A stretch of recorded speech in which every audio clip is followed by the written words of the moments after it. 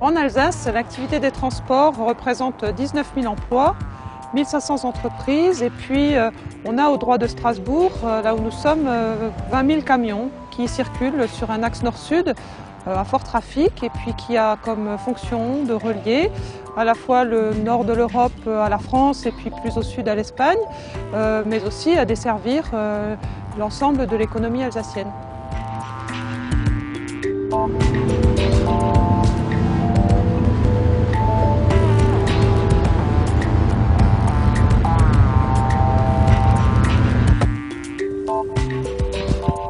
J'arrive sur le lieu de contrôle et je vais saluer mes collègues qui sont déjà sur place. Bonjour Claire.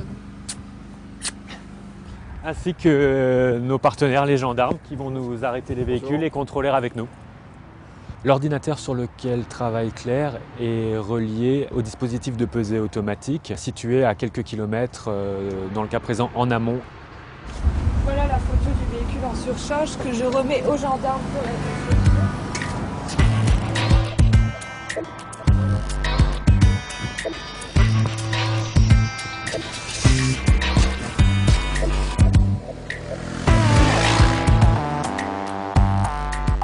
L'Adréal Alsace est un acteur régional qui a vocation à assurer des missions de contrôle routier et à accompagner les mutations tant économiques, écologiques et sociales du monde des transports dans un contexte de marché élargi et puis d'harmonisation des conditions de travail au niveau de l'Europe.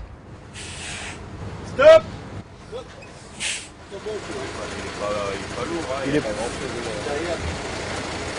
Donc là, je suis en train de vérifier les papiers du conducteur et du véhicule. Il dispose d'une copie conforme de la licence communautaire délivrée au transporteur indiqué sur la lettre de voiture. Danke, merci. Je vais maintenant introduire la clé TAC Flash afin de collecter les données du véhicule. Ces données seront confrontées à celles de la carte conducteur afin de vérifier qu'il n'y a pas de fraude. Ce véhicule est autorisé à quitter le lieu de contrôle dans la mesure où aucune infraction n'a été constatée. Le contrôle routier est plus que précieux. Il est indispensable puisque c'est le seul moyen de s'assurer que chacun respecte les règles qui régissent notre profession. Très concrètement, les pistes de progrès existent. Il faut qu'on puisse bénéficier des progrès techniques et on sait actuellement faire des pesages dynamiques. Ça permet de contrôler un véhicule dont on sait qu'il a au moins une infraction et le vécu nous fait constater qu'il y a rarement une seule infraction et quand un véhicule est en infraction sur les poids et dimensions, il y a également d'autres infractions. Là, je crois qu'on gagnerait beaucoup en efficacité. Nous travaillons sur la route, sur le terrain, avec les gendarmes, la police et les douanes principalement, et en entreprise avec le ministère du Travail. Le dernier acteur de la chaîne contrôle-sanction est la justice, à qui nous transmettons les procédures que nous avons dressées et à travers qui notre travail aboutit. Je suis avocat d'entreprise, notamment d'entreprises de transport, et je les conseille comme d'autres leur apportent d'autres morceaux qui permettent, on dit, aux commerçants de commercer.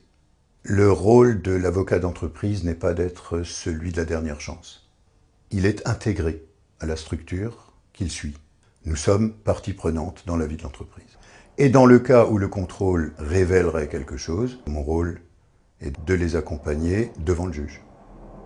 En quelque sorte, nous dirions, l'administration commence le process, l'avocat le poursuit, le juge le termine. Le contrôle en soi est exercé dans le cadre d'un règlement. Il est exercé par des gens de parfaite probité, d'excellente science. C'est une matière complexe, c'est une matière évolutive, et la formation y est un besoin premier. Les gendarmes ont arrêté ce véhicule parce qu'on voit déjà qu'il présente une infraction, c'est-à-dire un dépassement de l'aplomb avant, qui est une infraction caractéristique en porte-voiture. Il va donc être verbalisé. Depuis le 1er mai dernier, 7 nouveaux États membres d'Europe de l'Est ont l'autorisation pour leurs entreprises de faire du cabotage en France. Alors le cabotage, qu'est-ce que c'est? C'est la possibilité pour une entreprise non résidente d'effectuer un transport entre 2 points du territoire national. Dans le champ du cabotage, on a une nouvelle réglementation qui s'applique, qui est très importante pour le secteur, pour les entreprises et pour le ministère. Et là aussi, je dirais, c'est encore de nouvelles compétences qu'il faut développer. Donc je crois que le métier de contrôleur, c'est un métier qui évolue, je dirais, au fur et à mesure que la profession aussi s'organise au plan européen avec cette réglementation qui est de plus en plus intégrée au niveau européen. Dans le cadre du contrôle du cabotage, je vérifie les lieux de chargement et de déchargement. Or, cette lettre de voiture n'est quasiment pas remplie. On ne sait pas où il a chargé, où il va décharger, quand. Ça constitue donc une infraction de 5e classe. Je suis en train de remplir la quittance parce que le voiturier est en infraction. Donc il va devoir payer une somme de 750 €. Bon, ce que j'apprécie dans notre travail, c'est l'autonomie un peu de notre fonction. C'est un travail qui concilie les tâches administratives au bureau, les contrôles d'entreprise, mais aussi on est sur le terrain en moyenne 3 fois par semaine.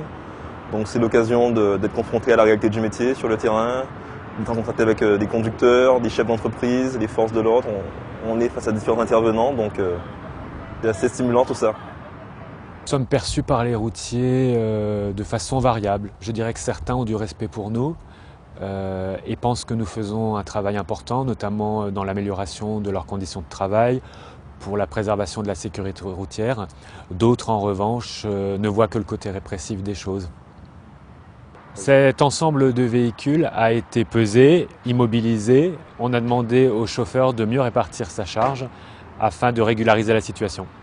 Les femmes ne sont pas majoritaires dans le métier, mais il y a de plus en plus de femmes qui nous rejoignent.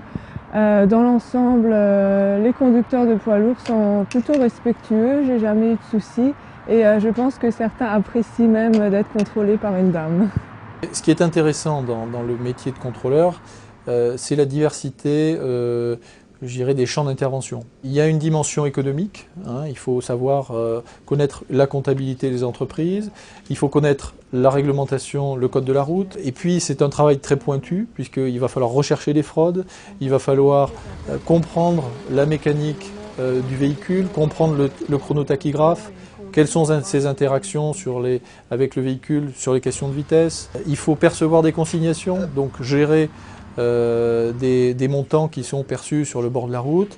Tout cela en sécurité, bien sûr, puisque les contrôles sont réalisés avec les forces de l'ordre. Hein. Donc je crois que ce qui est surtout motivant et passionnant dans ce métier, c'est justement cette grande diversité d'activités qui fait qu'on n'a jamais 2 jours qui se ressemblent.